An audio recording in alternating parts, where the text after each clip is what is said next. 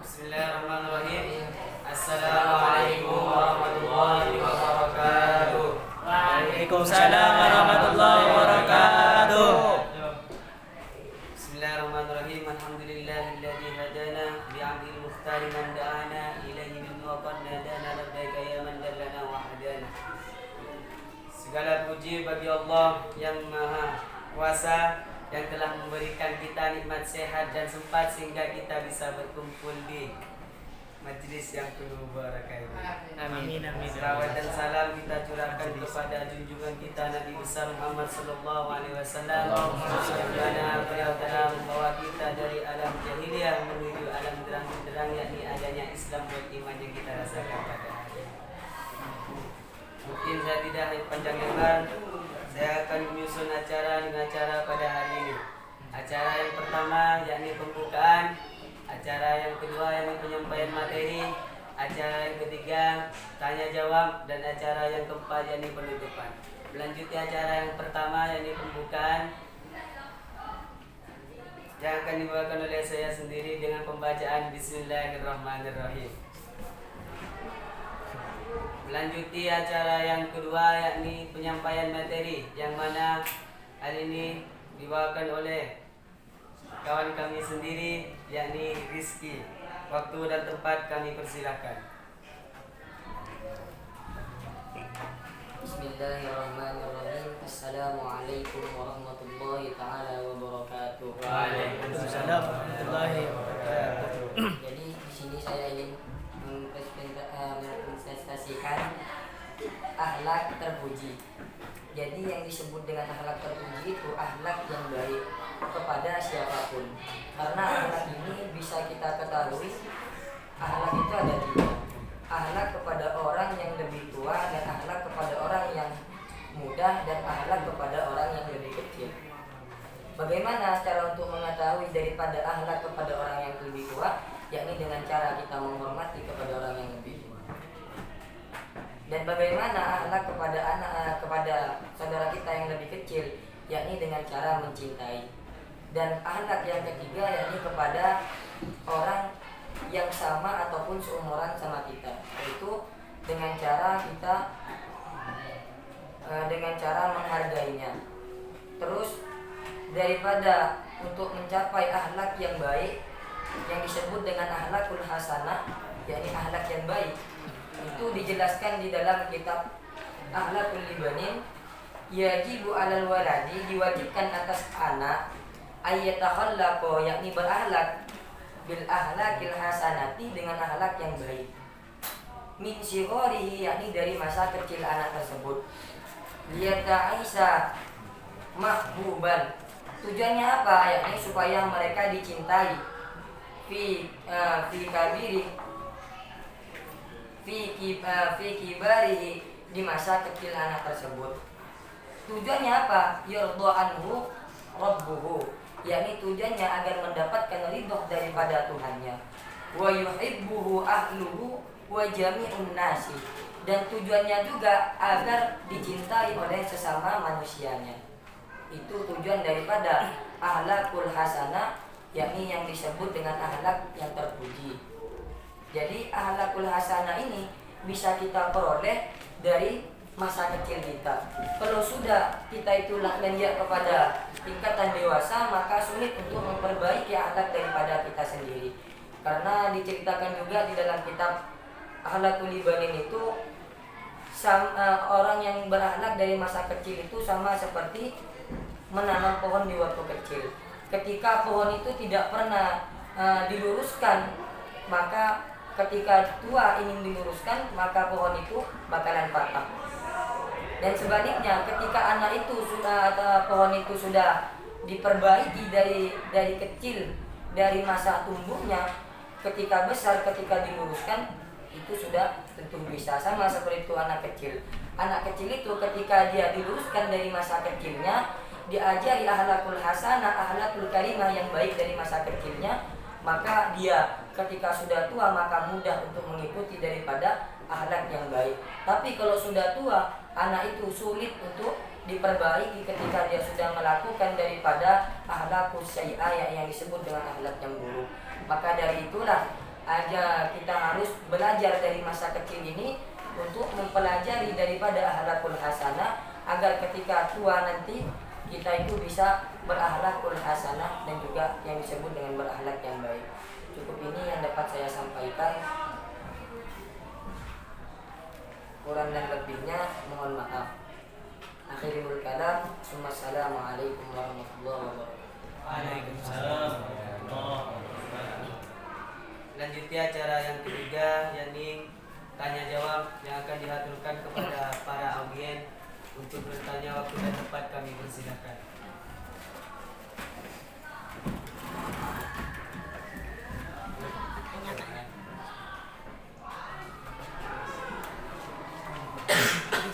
Tinggal kok.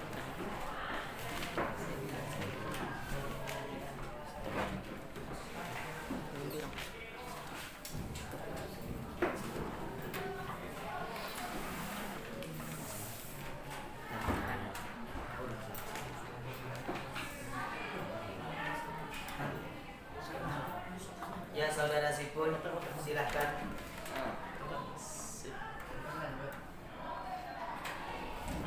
Bismillahirrahmanirrahim.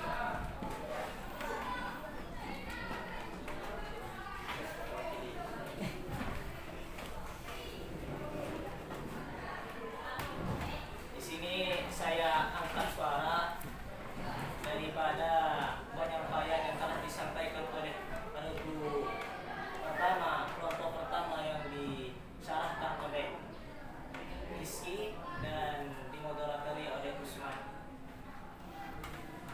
Saya ingin menyatakan ataupun memberikan pernyataan mengenai apa yang telah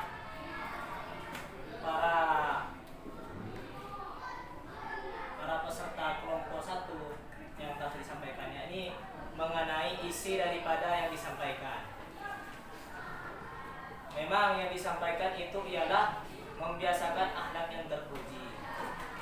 Tetapi yang dibahas ini bukan mengenai bagaimana akhlak terpuji itu agar dapat terbiasa ataupun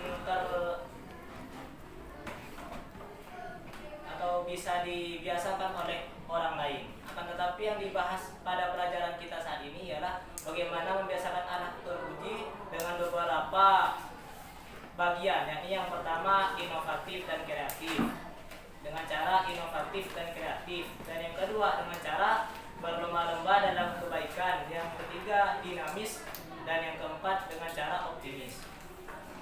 Dengan hal tersebut tidak sama sekali berhubungan dengan apa yang kelompok 1 sampaikan, hanya memberikan pengertian secara umum mengenai akhlak yang terpuji. Maka yang harus kelompok 1 itu jelaskan ialah mengenai cara-cara bagaimana kita mengaplikasikan akhlak terpuji tersebut. Bukannya membahas tentang pengertian akhlak terpuji secara pengertian. Jika kalian menjelaskan seperti itu, maka kami di sini kurang terima, kurang sah jika kalian itu menyampaikan seperti itu, karena yang kita hendaki ialah cara-cara mengaplikasikan akhlak yang terpuji tersebut, bukan mengenai pengertian ataupun yang telah disampaikan seperti tadi. Sekian, itu tanggapan saya. Terima kasih. Assalamualaikum warahmatullahi wabarakatuh.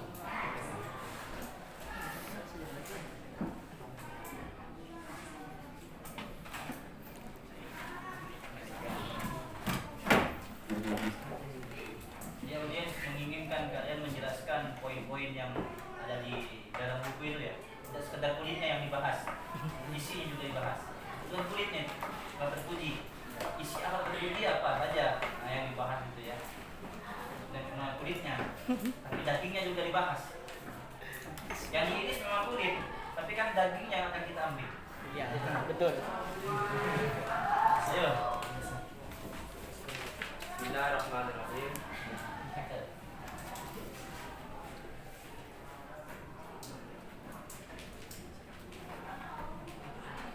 Baiklah, di sini kami akan menjelaskan tentang bagaimana membiasakan akhlak terpuji yang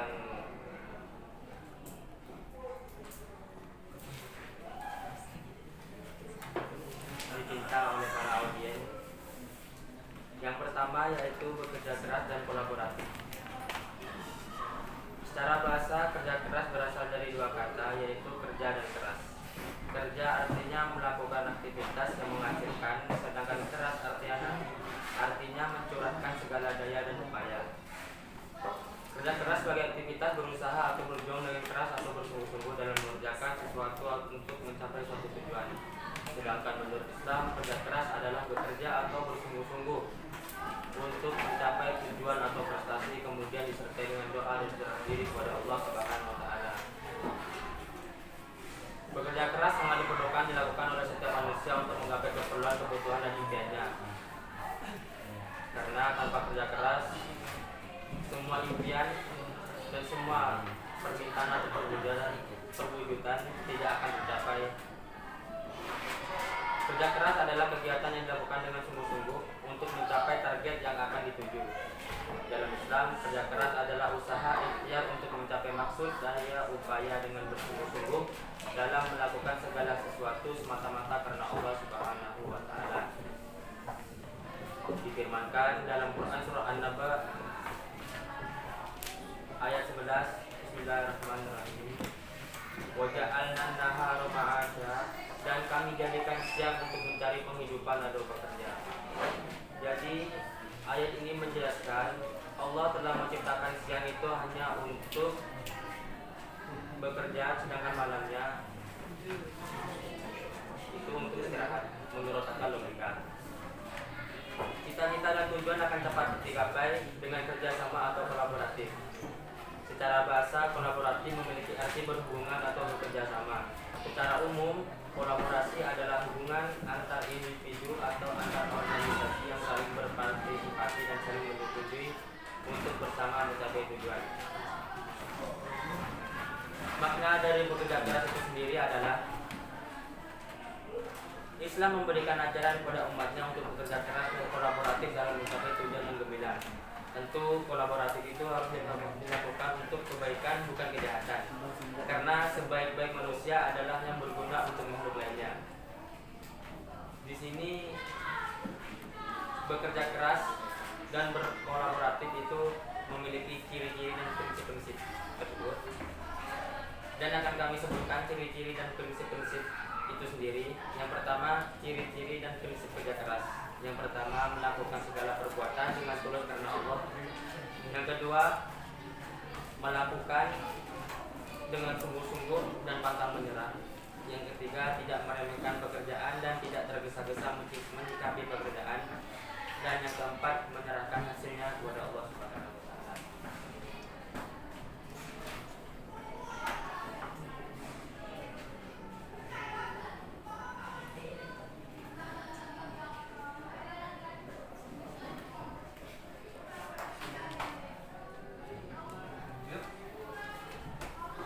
Terus ciri-ciri dan prinsip kolaboratif yaitu adalah berkolaborasi dalam hal kebaikan. Yang kedua, mengutamakan kepentingan bersama. Yang ketiga, kolaborasi didasari atas kejujuran, keterbukaan dan saling percaya. Dan yang keempat, adanya hubungan kerjasama antar individu.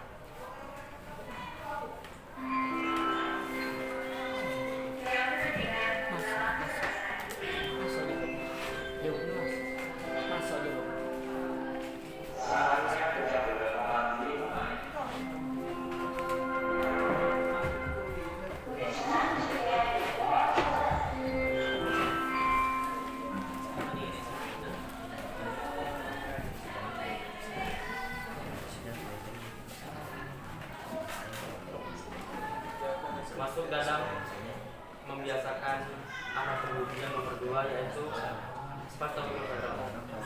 Fastabiqul khairat yaitu memiliki makna berlomba-lomba atau bersaing dalam kebaikan atau kegiatan yang positif. Perintah agar orang-orang beriman saling berlomba dalam kebaikan terdapat pada firman Allah Subhanahu wa taala dalam surah Al-Baqarah ayat 148. Bismillahirrahmanirrahim. Wa likulli wijahati wa muwalliha fastabiqul khairat aina ma takunu ya'ti billahi jami'an innallaha ala kulli syai'in qadir.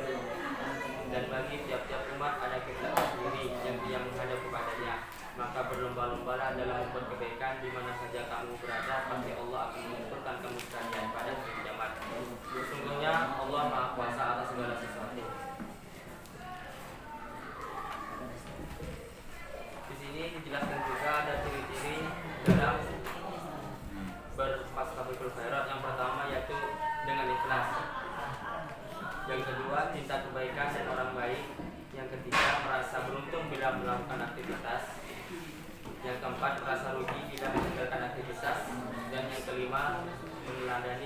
reputasi yang baik.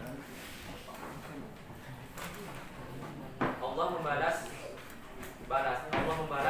semua balasan pelaku kompetisi dalam kebaikan, yaitu dengan cara Allah berada selalu bersama kita. Yang kedua, Allah menambah semua kenikmatan kepada kita. Yang ketiga, Allah mencintai kita. Yang keempat, dapat memperoleh rahmat Allah. Yang kelima, memperoleh pahala. Dan yang keenam, Allah menjadikan kita masuk ke dalam surga. Dan ada juga hikmah dalam Fastabiqul Khairat ini, yaitu melakukan kebaikan adalah salah satu cara untuk mengenal Tuhan. Melakukan perlombaan dalam kebaikan itu sesuai dengan kemampuan masing-masing orang tanpa memaksakan sesuatu di luar kemampuannya. Dan yang terakhir, hikmah dari perilaku kompetisi dan kebaikan, yaitu amal soleh hendak menjadi dasar iman kepada Allah dan sungguh-sungguh.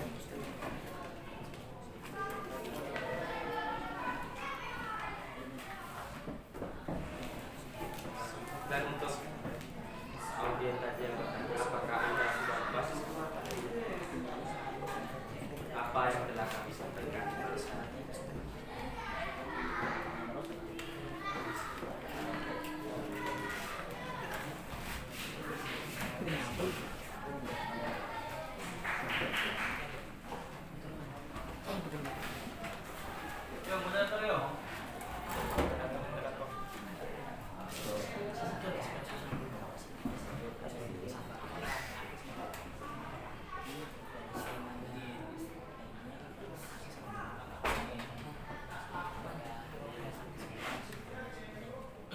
Apakah audien sudah merasa puas dengan yang telah disampaikan oleh teman saya?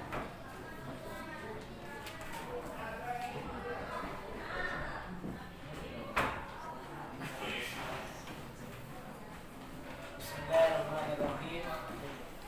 Setelah dijelaskan kembali oleh kelompok yang pertama mengenai pembiasaan akhlak terpuji, yang mana beliau semua telah menjelaskan tentang akhlak terpuji. Menurut saya pribadi masih ada yang kurang, cuman sudah ada penggambaran daripada membiasakan akhlak terpuji. Kalau boleh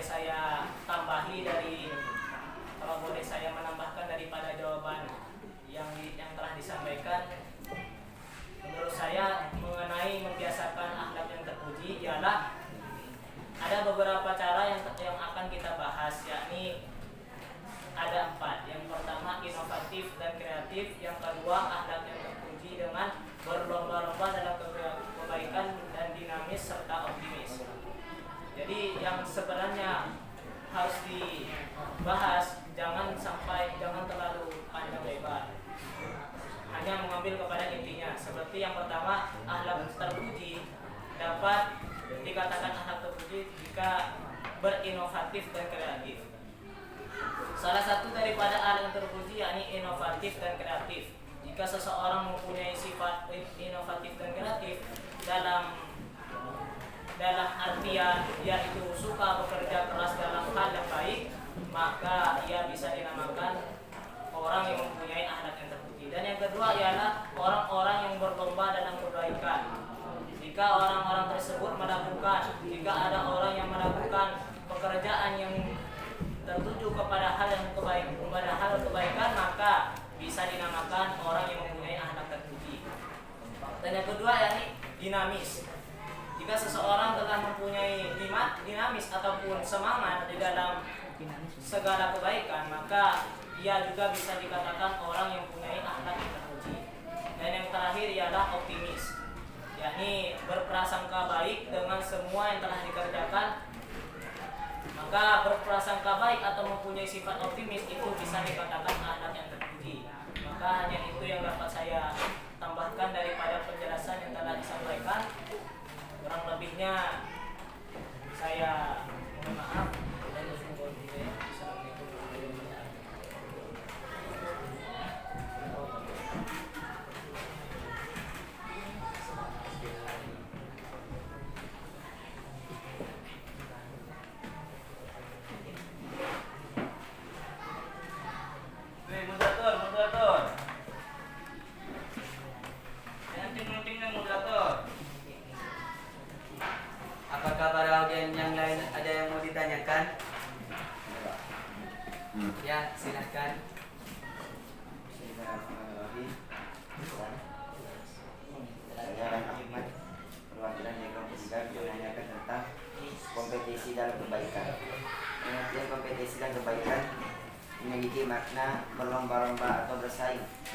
kebaikan atau kegiatan yang positif.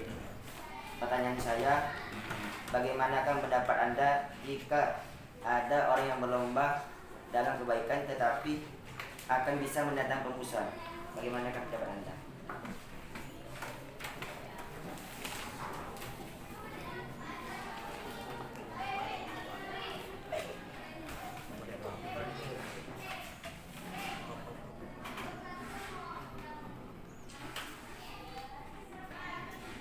Woi moderator, langsung tanggapi moderator.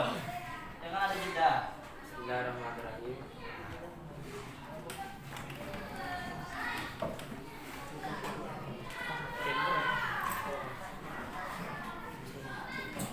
Akan saya tanggapi pertanyaan dari Anda. Di sini kan sudah dijelaskan Fastabiqul khairat itu memiliki makna berlomba-lomba bersaing dalam kebaikan atau kegiatan yang positif. Jadi di sini Fastabiqul khairat itu adalah berlomba-lomba dalam kebaikan dan semua yang dikerjakan itu adalah yang bersifat positif. Pertanyaan Anda tadi adalah jika berlomba-lomba dalam kebaikan akan tetapi itu memunculkan permusuhan, sama saja dengan kegiatan yang berlawanan yaitu dengan negatif. Jadi Anda pasti tahu kalau kegiatannya itu bernilai negatif berarti bukan dinamakan Fastabiqul khairat. Karena Fastabiqul khairat di sini adalah memiliki makna berlomba-lomba dalam kebaikan atau kegiatan yang bersifat positif.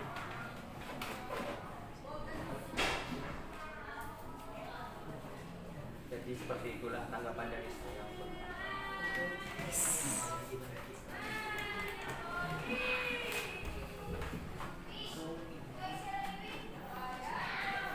Bagaimana dengan audien yang bernama Rahim? Apakah merasa puas dengan jawaban dari kelompok? Belum puas.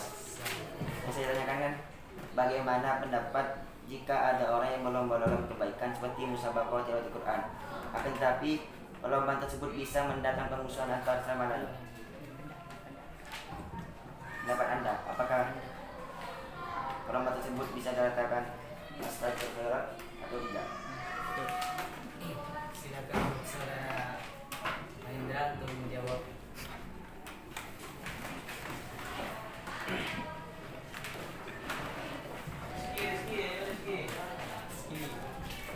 Bismillahirrahmanirrahim. Jadi saya kembali lagi.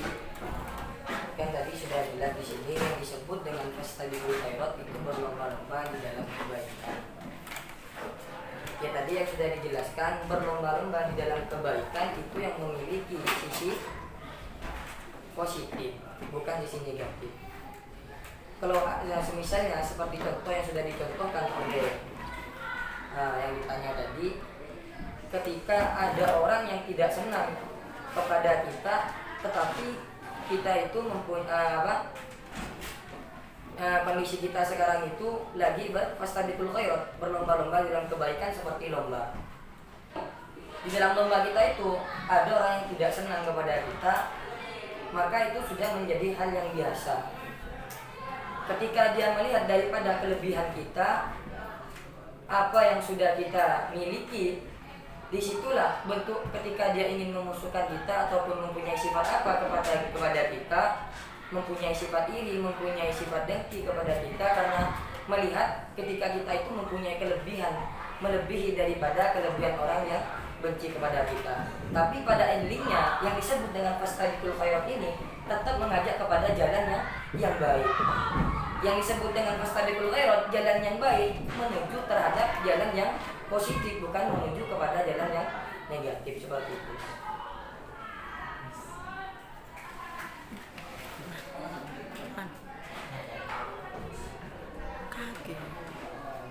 Mungkin udah puas dulu. Mungkin udah puas saudara Ahin dengan jawaban yang kawan kami sampaikan. Well. Puas.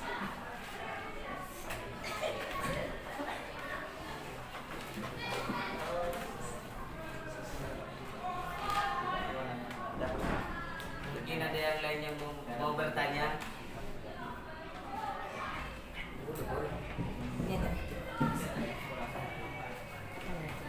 Hanya.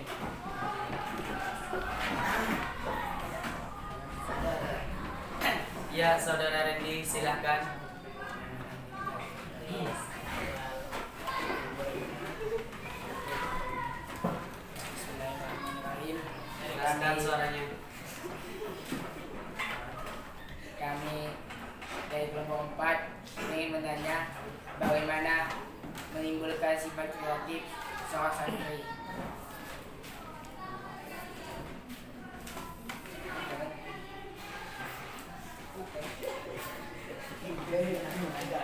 Ulang kembali pertanyaan saudara Sawan. Bismillahirrahmanirrahim. Pertanyaannya, bagaimana cara menimbulkan sifat kreatif bagi seorang santri? Silakan kepada saudara Rizky untuk menjelaskan apa yang ditanyakan oleh saudara Randy dan Sawan.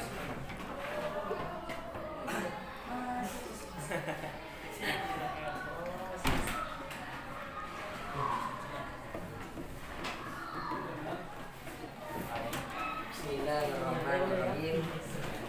Saya terima lagi pertanyaan dari saudara saya, yakni dari kelompok. Jadi yang disebut dengan sifat kreatif daripada santri ketika kita nyantri itu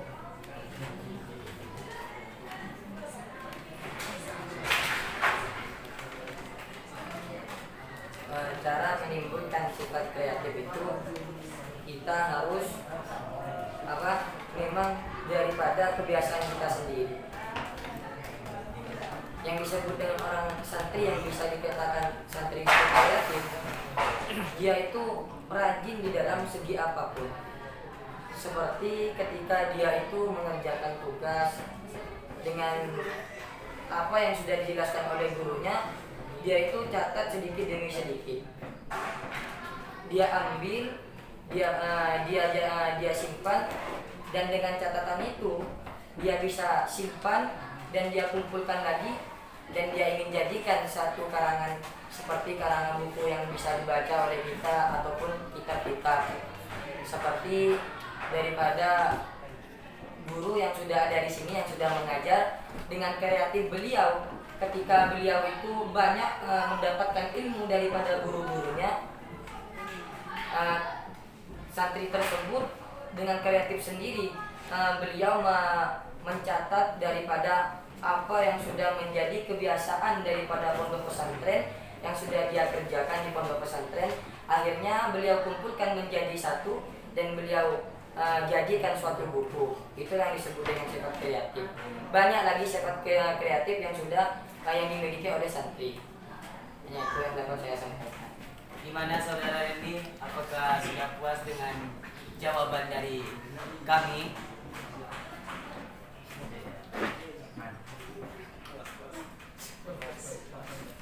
Gimana? Apakah masih belum puas atau yang sudah lain puas? menambah. Yang lain yang mau nambah silahkan. Dengan jawabannya saya sudah puas. Mungkin ada lain yang menambahkan? Untuk yang lain yang mau menambah pertanyaan, silahkan.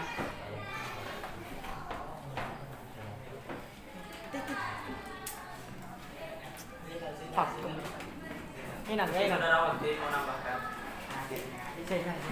Ingin saudara Zainal.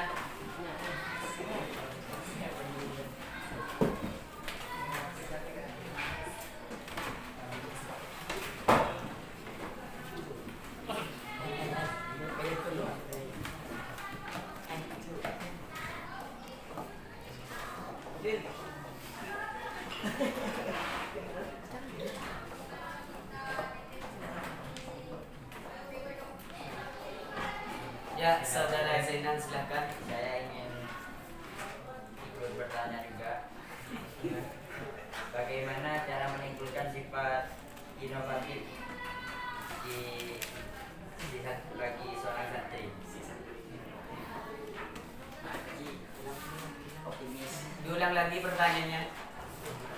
Kurang jelas. Bagaimana cara menimbulkan sifat inovatif bagi seorang santri?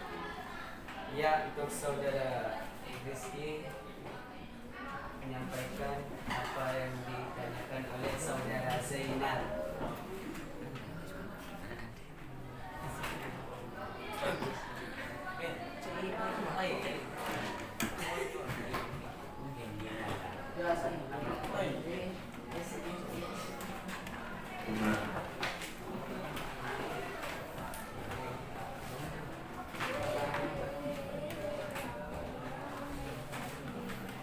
Jika presentator tidak bisa menjawab, lemparkan ke audiens atau bisa membantu ya. Malu tak bisa jawab.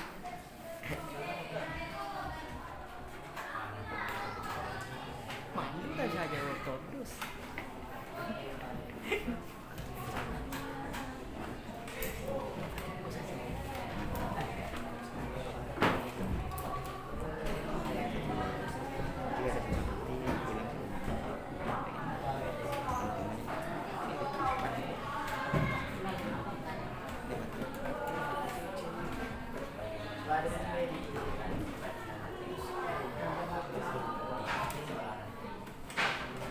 Mungkin ada.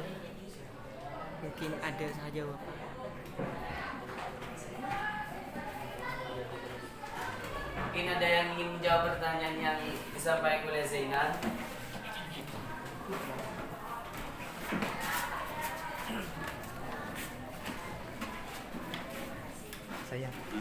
Saya ingin bertanya. Jawab. Saya ingin menjawab. Ya, silakan saudara Usman.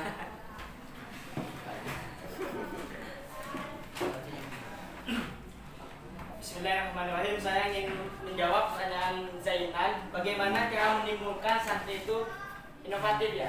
Betul. Di sini dijelaskan pengertian inovatif dulu. Saya jelaskan sedikit ya.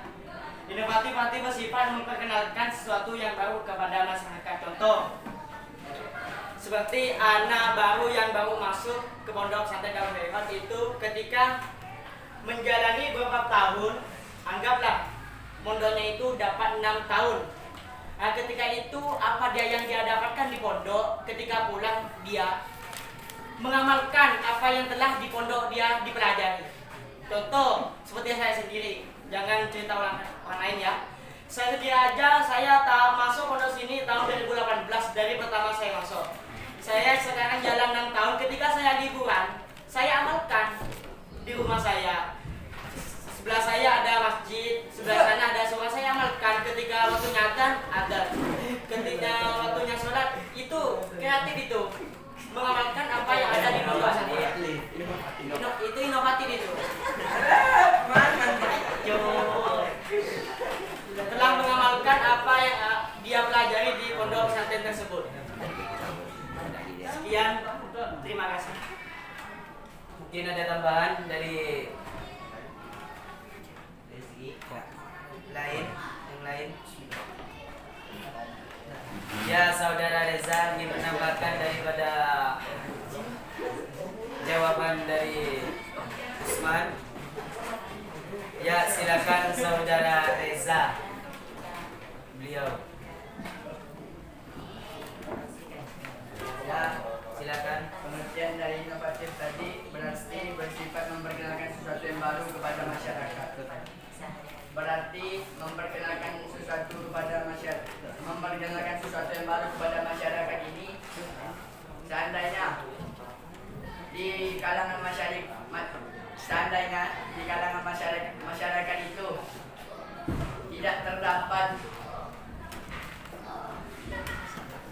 tahlil, pembacaan tahlil, dan alumni dari santri di sini tersebut memperkenalkan yang baru kepada kalangan masyarakat tersebut dengan pembacaan tahlil.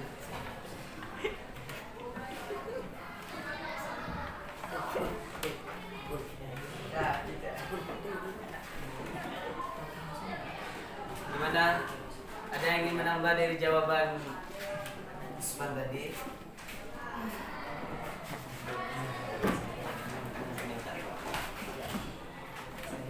Saya yang akan menambahnya. Ya, saudara Rizky, silakan. Bismillahirrahmanirrahim. Jadi ketika saya pahami lagi daripada jawaban-jawaban kawan-kawan saya, daripada pertanyaan saudara saya yang bernama Zainal. Ketika saya pahami yang disebut dengan inovatif ialah yang disebut dengan inovatif ialah penelitian, pengembangan dan atau perekayasaan yang bertujuan mengembangkan penerapan ilmu, pengetahuan dan teknologi yang baru. Jadi maksudnya ialah ketika seseorang itu memiliki ilmu, bagaimana cara untuk mengembangkan daripada ilmu tersebut. Caranya ketika kita ingin mengembangkan daripada ilmu pengetahuan yang kita miliki, yaitu dengan cara mengamalkan daripada ilmu yang sudah kita miliki. Caranya seperti apa? Ketika kita mempunyai kelebihan di dalam bidang ilmu agama untuk mengajar seperti kita, maka kita mengamalkan daripada segi ilmu kita tersebut. Itu yang disebut dengan ilmu untuk di kalangan santri-santri yang ada di pondok pesantren. Seperti itu. Apakah jawaban saya sudah memuaskan kepada saudara Zainal? Mana saudara Zainal? Apakah merasa puas dengan jawaban dari kami?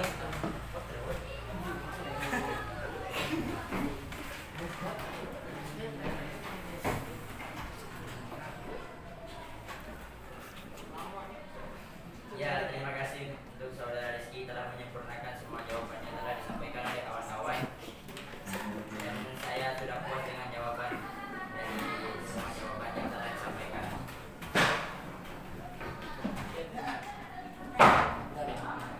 Sekian yang sudah saya ucapkan. Terima kasih.